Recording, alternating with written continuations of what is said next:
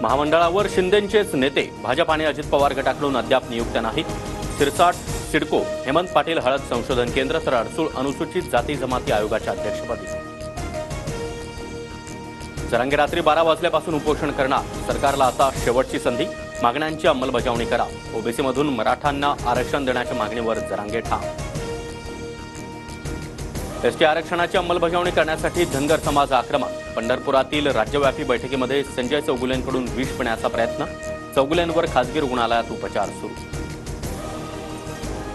अमित ठाकरे विधानसभा निवडणूक लढवण्याच्या तयारीत, मनसे नेते आणि सरचिटणीसांच्या बैठकीत त्यांनी भूमिका व्यक्त केली।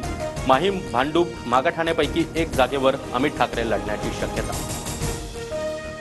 नोव्हेंबरच्या दुसऱ्या आठवड्यामध्ये निवडणुकीची शक्यता, निवडणुका 2 टप्प्यात होण्याचा अंदाज, अनौपचारिक गप्पांमध्ये मुख्यमंत्री शिंदेंचं वक्तव्य।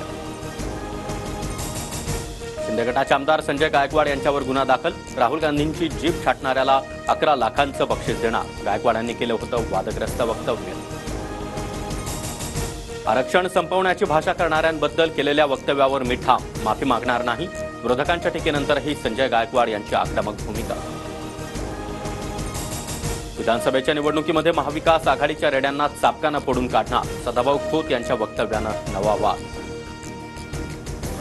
शरद पवारांमुळे राज्याच्या पुरोगामी चेहऱ्याला जातीयवादाचा कॅन्सर, पवारांकडून महाराष्ट्राला लुटण्याचं काम, त्यांनी हरिनामाचा जप करावा, गोपीचंद पडळकर यांची टीका।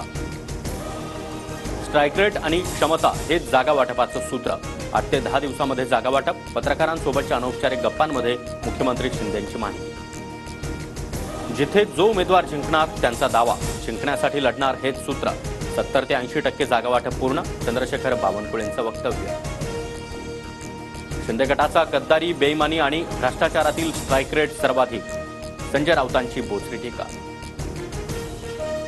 पंतप्रधान मोदींकडून महाराष्ट्रातील 3 नवीन वंदे भारत एक्सप्रेसला हिरवा झेंडा, कोल्हापूर पुणे, पुणे हुबळी आणि नागपूर सिकंदराबाद या मार्गावर वंदे भारत एक्सप्रेस धावली, मोदींची व्हिडिओ कॉन्फरन्सिंगद्वारे उपस्थिती।